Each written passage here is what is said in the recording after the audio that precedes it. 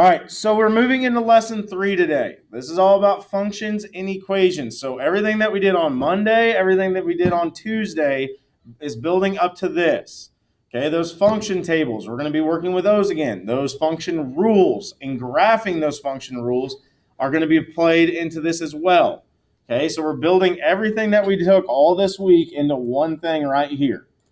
So in the vocabulary startup, okay, it talks about a linear function is a function whose graph is a line. What do you think linear means? If a linear function is a function whose graph is a line, what do you think linear means? It forms a line. Linear means forming a line.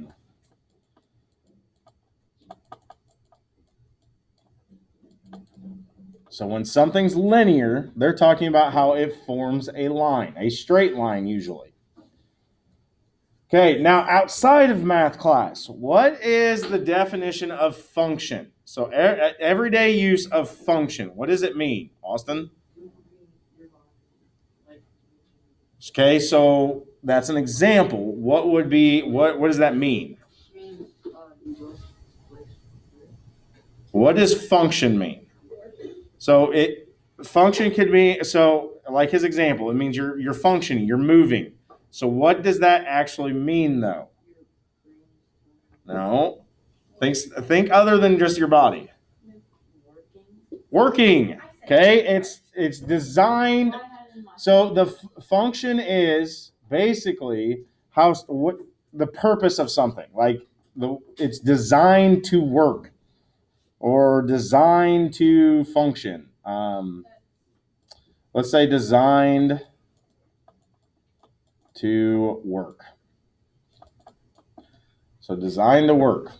Okay, something functions means it's actually working. It's doing its purpose, serving its purpose. That would be an I. Well, this one would be an E. And then after the S is an I. Now, looking at this graph, what do you notice? What's going on in that graph? Okay, what else is it doing? What is on that graph? A line. It forms a line.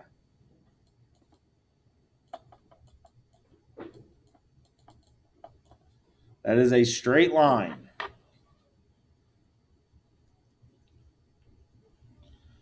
All right, so the math definition of function is a relationship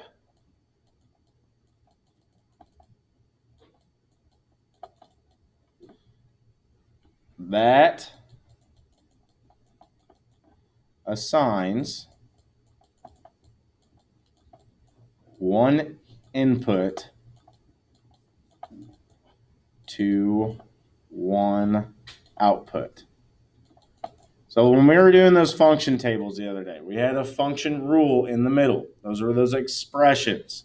Okay, when we were working those expressions, you would replace that variable with one number. So like so we said x was 1. So when we replaced x in there, that was our input. So when we put that specific number in there, you get one specific output, one specific answer. Okay, so for every different number that you put into these functions, it has one specific answer. That's what a function is. Okay, it basically goes along with anything in math. Usually when you're working with equations, if you put one number into the equation, you're going to get exactly one answer. There's not going to be a bunch of random things being thrown at you. It's set in stone one way. Okay, that's the good thing about math. All right, now down here in the real world link, the table shows the amount of money Carly earns based on the number of hours she babysits. So it says, write a sentence that describes the relationship between the number of hours she babysits and her earnings. So over here in the table, 1 hour she earned $6. 2 hours she made $12. 3, 18. 4 hours was $24. What is she doing each time? Which means what when we're talking about babysitting? Katie? She gets $6 an hour. That's what we would put. She earns $6 per hour of babysitting. That's her rate. It's not going to change. She gets $6 every hour she's there babysitting those kids. Okay, now looking at the table, does she earn the same amount each hour? Is it going up by the same thing each time? Yeah, so yes, she does. Yes. Earnings increase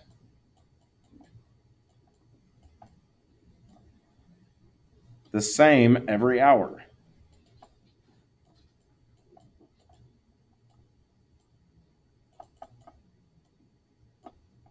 So as long as she's there babysitting, she's still getting paid no matter what. Same thing over and over again. Okay, once you have that, go ahead and go on to the next page.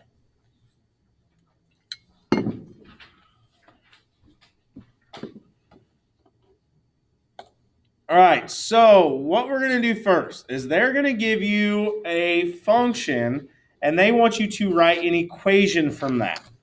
So, like basically the function rule that's in the middle, we're going to be taking that, what they're doing each time. So like the last one would have been times, we're multiplying by 6 each time. So that's the first thing you have to do. You got to figure out what they're doing each time, just like we did on Tuesday. How did we go from 1 to 6, 2 to 12, 3 to 18? It's because they're multiplying by 6 each time. So they're going to give you a table, and you have to figure that out first. So we start at 1, we go to 9, 2 to 18, 3 to 27, 4 to 36. What are they doing each time there? Destiny? Multiplying by 9. So we know the rule is they're multiplying it by 9. Now, to turn this into a linear equation. So all linear equations start like this. Y equals. Every time. Does not matter. It will always be y equals. Y goes first. Then, the next part of this is where you put your x. But it does go x right here. So it's basically y equals x. That's the base generic linear equation right there. Y equals x. Now, once you figure out what they're doing each time, this is where this number comes into play. So since we know we're multiplying it by 9, we put y equals 9x. That's it. If it's multiplication, you are multiplying it just like we did the other day with those terms. 9n. Well, now it's just x. Y equals 9x. That's the equation right there. You're done. That's all they want you to do. So for that function right there, your equation is y equals 9x. So let's go over to page 599. We're going to do a couple of these. So all we're doing right now is writing the equation. So we're using the same technique we did the other day on Tuesday. So we're start it here at 1 and go to 6, 2 to 12, 3 to 18, 4 to 24, 5 to 30. What are we doing each time? Multiplying by 6. So my linear equation looks like this. Y equals, since it's multiplication, 6x. Yes. We'll talk about that here in a little bit. So when it's multiplication like this, okay, it's y equals 6x. That's it. And that's your answer. So this one, okay, if they're going 0, 0, okay, that's not really a good clue because anything times 0 is going to be 0. So skip that one, go on to the next one. So 1 to 15, 2 to 30, 3 to 45, 4 to 60. What are they doing here? Well, if we add, what's 2 plus 15? Multiplying by 15. So your equation is going to be y equals what? 15x. And that's it. You're done. That's all I want you to do is take the table and find the equation for it.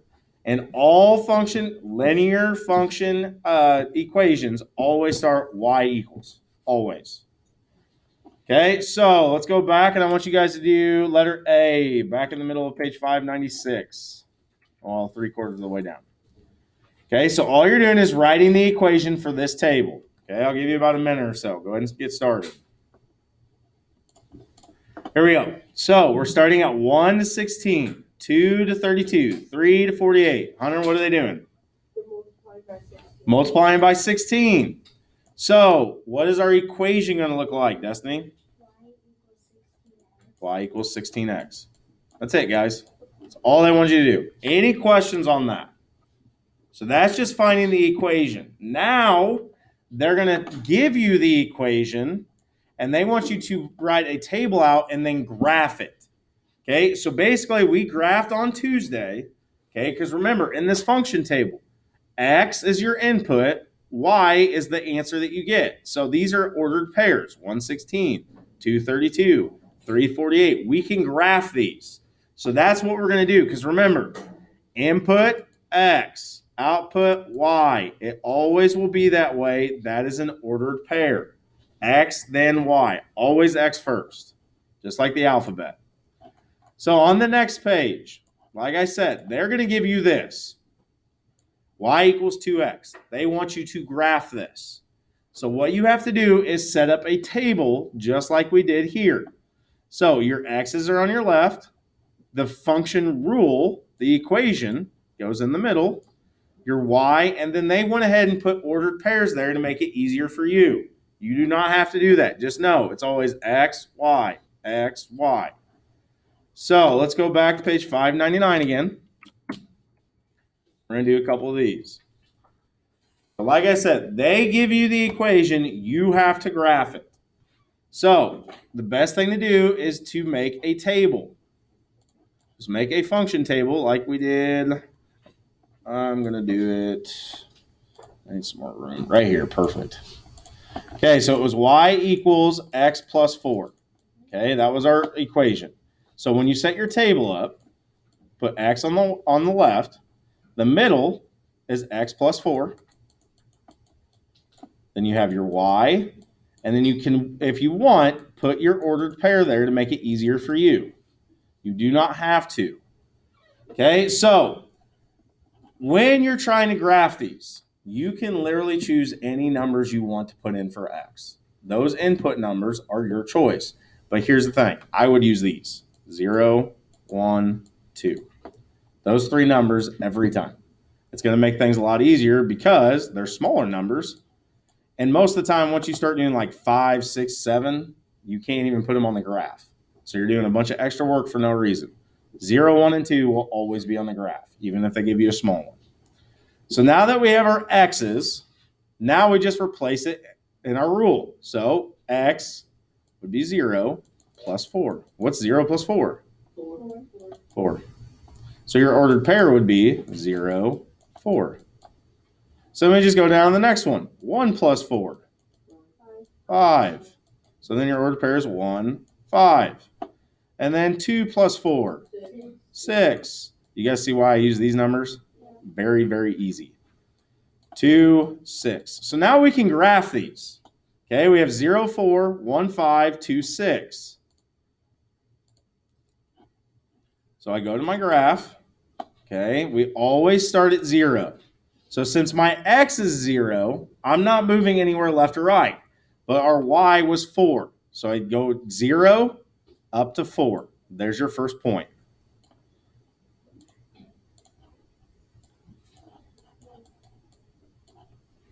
Okay, the next one was 1, 5. So then I start at 0 again, go over to 1, up to 5. And then our last one was 2, 6. So I go over to 2, up to 6. And then starting at the first one, connect the dots and draw a line. That's it. So you are literally creating your own table using your own numbers, 0, 1, and 2, and then you just graph those. Sometimes you might only be able to put 1 or 2 on the graph. You might not be able to put all of them on there. And that's perfectly fine too. Just depends on the numbers in the graph. Yes. Yes. You have to do the table. Right now, doing the table. Okay, so then number 4 here. Okay, this doesn't change anything just because it's 2-step. Okay, so you have your multiplication, then you do your addition. It's the same thing as order of operations. We've done this before on Monday. Okay, then you just got to turn it into a graph. So I want you guys to do A or B and C back on page 597. So the equations are right here in the middle. The graphs are off to the right. So start your table with 0, 1, and 2, then graph them. I'll give you a few minutes. Go ahead and get started. So letter B, we have y equals x plus 1. So let's design a table here for letter B. So we have our x plus 1, y. And like I said, you don't have to do this, but I like to do it just because it makes it a little bit easier for you. Let's put the ordered pairs. So 0, 1, 2. So if we plug 0 in, it would be 0 plus 1, which is what? 1. So your ordered pair would be 0, 1. Okay, the next one. 1 plus 1, 2. So you get 1, 2. And then 2 plus 1 would be 3. So we get 2, 3. So we go over to our graph now. Okay, 0, 1 is right here. 1, 2, right there. And then 2, 3, right there. So then we connect the dots and draw a line. So it should form a straight line for the most part. Okay, yes, it might be a little off, but you shouldn't have a point here and then a point down there and then a point up here and have a zigzag. We don't want that.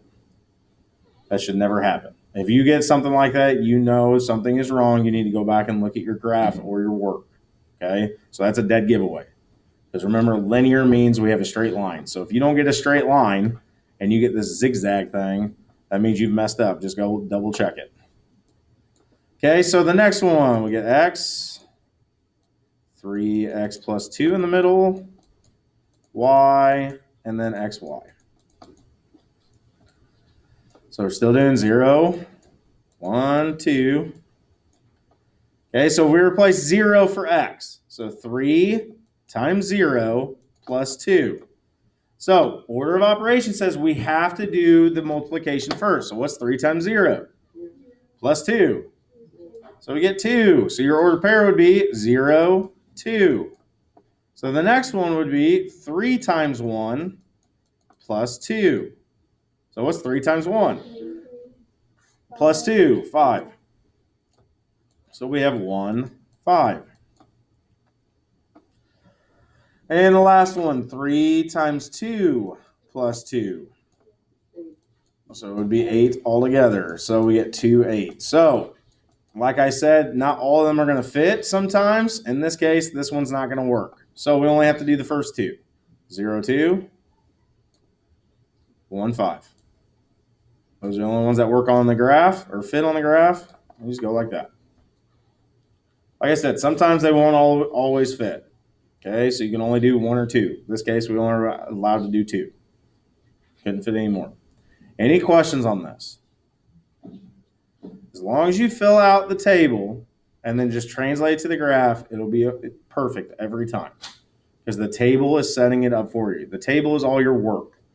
If you didn't do the table, okay, you'd have to do a bunch of other work, which you're not ready for until like 8th grade. All right, so the next part of this. Now they're just going to put it all together and have you work with a real-world example. Okay, so they want you to make the table, graph it, and then find the equation. Easy as that. So on the next page, we are going to do number 3 together. So on page 598. So the graph below shows the number of inches of rainfall, so that's x, equivalent to the inches of snow, which is y. So it says make a function table for the input-output values. Write an equation from the graph that can be used to find the total inches of snow compared to the inches of rain. All right, so looking at this graph, okay, we know our first one is what? We can fill in this table here. What's our first point? 110. So what's my x? 1. What's the y? 10. Okay, so then what would be our next one? 220. Next one? 330. And the last one? 440. So what are they doing each time? Not adding. Because remember, from 1 to 10, multiplying 10. So if we're multiplying 10, what's our equation going to look like? Y equals 10x. And that's it. That's all they want you to do. So the good thing is, once your graph is already done, you can fill in the table, and from there, you can figure out the equation. Okay, it all goes together. That's why you're able to graph and fill out a function table and also work with the equation, because these all work together. All right, so your homework for today is on IXL 6 BB11. Should have a star next to it. You have plenty of time, so go ahead and get to work.